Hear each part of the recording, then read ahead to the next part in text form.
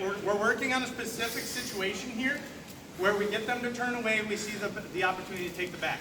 They may not do that. All right, in fact, if they know what they're doing, they're not going to do that. Yep.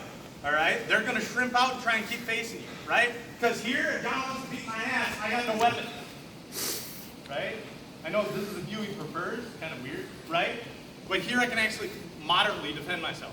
Does that make sense? Same thing on the ground. Okay, if my back is facing him, I have no weapons to attack. All right, unless I've got a hold of a leg, then we're talking about leg locks, whole different story, right? But with the traditional and white belt jiu-jitsu, okay, if he can see my back, I'm in trouble.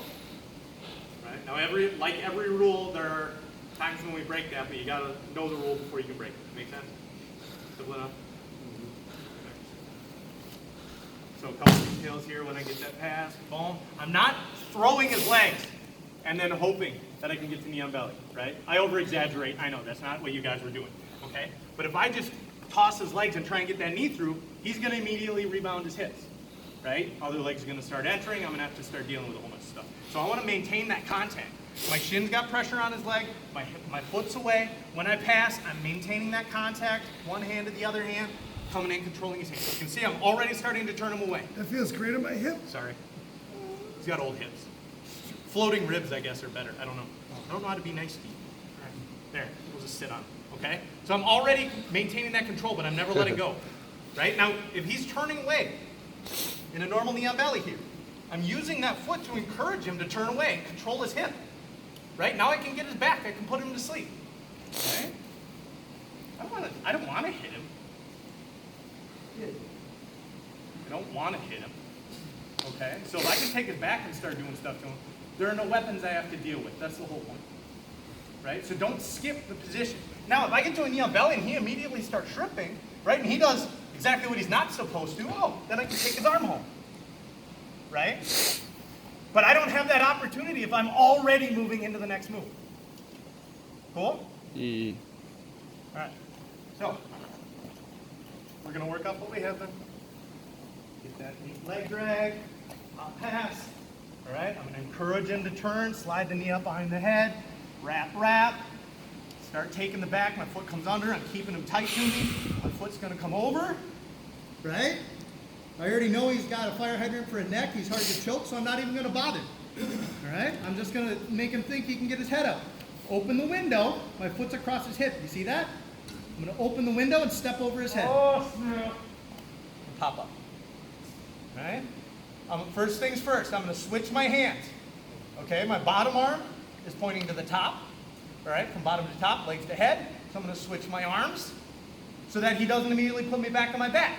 If I don't do that, John's just going to go with it, chop his legs, and now he's in a good defensive position. Then I put him back on his back, and we get in this rock and roll. Right? I don't want to have to deal with this. It's too much work.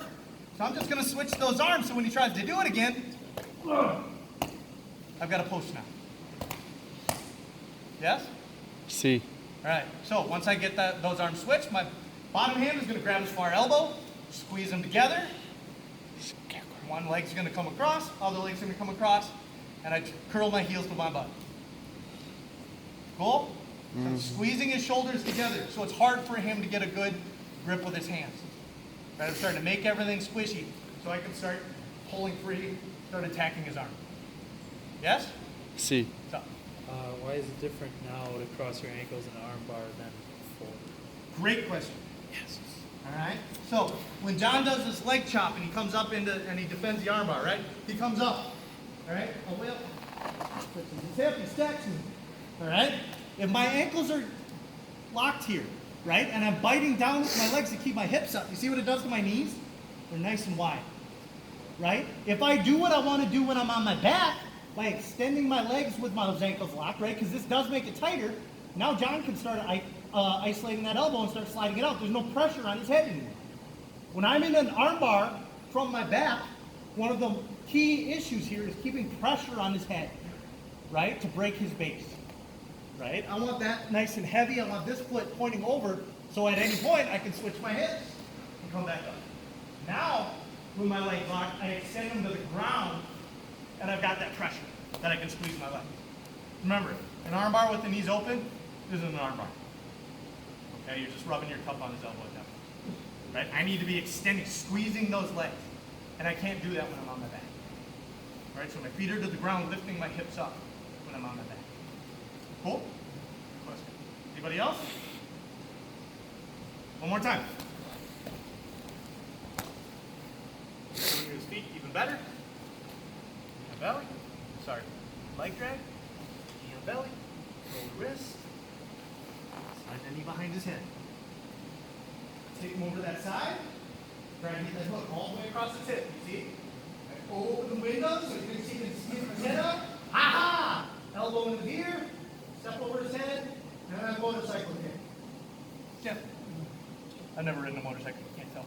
Now again, top arm to bottom.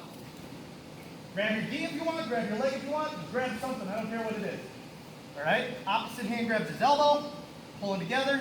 Bottom leg. Top leg. Squeeze the knees together. Extend the legs away to the ground. Right? You can see I'm already starting to break his grip. Cool? Don't worry about finishing the arm bar right now. Just get there. 1, 2, 3.